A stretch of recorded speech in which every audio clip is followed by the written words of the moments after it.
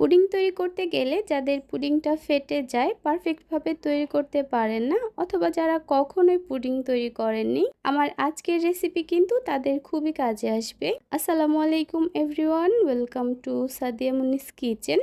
আমার কাছে মনে হয় পুডিং হচ্ছে সবচেয়ে সহজ আর মজাদার একটা ডেজার্ট, আর আমরা কম বেশি সবাই কিন্তু পুডিংটা তৈরি করতে পারি। তবে অনেক সময় দেখা যায় পুডিংটা ঠিকঠাক ভাবে জমে না বা ফেটে যায়। আজকে আমি আপনাদেরকে বনরুটি দিয়ে খুবই সহজ আর একদমই পারফেক্ট ভাবে পুডিং তৈরি করে দেখাবো।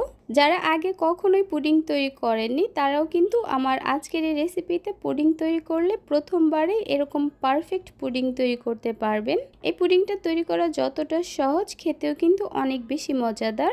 এইভাবে পুডিং বানালে কিন্তু পুডিং ফেটে যাবে না বা কোনো প্রকার ছিদ্রও হবে না, একদমই স্মুথ আর পারফেক্ট ভাবে পুডিংটা তৈরি হবে। প্রথমেই আমি ক্যারামেলটা তৈরি করব। সেজন্য একটা প্যানে আমি নিয়ে নিচ্ছি 1/4 কাপ চিনি। ক্যারামেল তৈরি করার সময় যদি আপনারা ননস্টিকের প্যান নেন তাহলে কিন্তু কোনো প্রকার পানি দিতে হবে না। চিনিটা কিছুক্ষণের মধ্যে একাই গলতে শুরু করবে আর ক্যারামেলের কালারটা আসা শুরু করবে। যদি নর্মাল প্যানে ক্যারামেলটা তৈরি করেন তাহলে কিন্তু এখানে 1 টেবিল চামচের মতো পানি দিয়ে নেবেন। এবার চিনিটা যখন গলে ক্যারামেলের কালারটা আসা শুরু করবে তখন আমি নেড়েচেড়ে দিচ্ছি। চুলার হিটটা হাই মিডিয়ামের মাঝামাঝি রেখে ক্যারামেলটা তৈরি করতে হবে।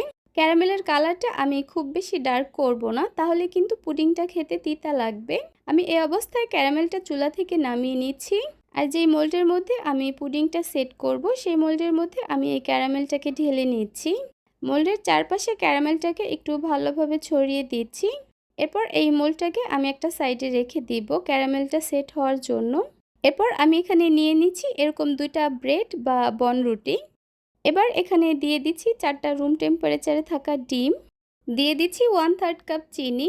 চিনির পরিমাণটা আপনারা আপনাদের পছন্দ মতো কিছুটা বাড়িয়ে বা কমিয়ে অ্যাডজাস্ট করে নেবেন। এবার দিয়ে দিচ্ছি 1/2 চা চামচ ভ্যানিলা এসেন্স। এরপর আমি এখানে 2 কাপ কুসুম গরম লিকুইড দুধ দিয়ে দিচ্ছি। এরপর এই সব কিছুকে আমি একটা কাঁটা চামচ দিয়ে একটু ভেঙে একসঙ্গে মিশিয়ে নিব। প্রায় মিনিট খানিকের মতো এরকমভাবে একটু মিশিয়ে নিলে দেখতে পারবেন ব্রেডটা অনেকটাই নরম হয়ে গিয়েছে। তারপর এগুলোকে আমি একটা ব্লেন্ডারের জাগে নিয়ে নিব। এবার এই সব কিছুকে আমি 10 সেকেন্ডের মতো একটু ব্লেন্ড করে নিব। আমাদের এখানে ডিম আর দুধের এই মিশ্রণটা কিন্তু এখন একদমই রেডি। এবার যে পাত্রের মধ্যে আমি ক্যারামেলটা সেট করে রেখেছিলাম সেই পাত্রের মধ্যে আমি এই মিশ্রণটাকে নিয়ে নিব। তবে এই ডিম আর দুধের মিশ্রণটা কিন্তু আমি একটু ছেঁকে নিব। একটা চিকন ছিদ্রযুক্ত ছাঁকনির সাহায্যে অবশ্যই ডিম আর দুধের মিশ্রণটা ছেঁকে নেওয়ার চেষ্টা করবেন। এতে করে পুডিংটা একদমই স্মুথ হবে।